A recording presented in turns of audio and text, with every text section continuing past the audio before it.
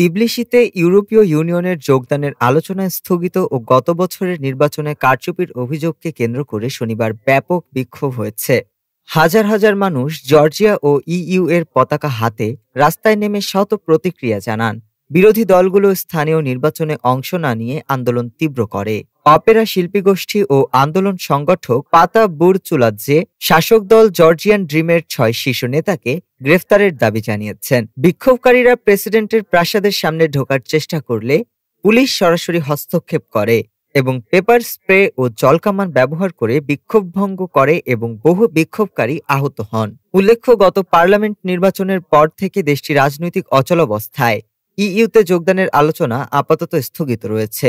সরকার বিরোধী কর্মী, স্বাধীন গণমাধ্যম ও পশ্চিমামুখী নেতাদের উপর কয়েক মাসে দমন নীতি বেড়েছে এবং বহু বিরোধী নেতা কারাগারে রয়েছেন।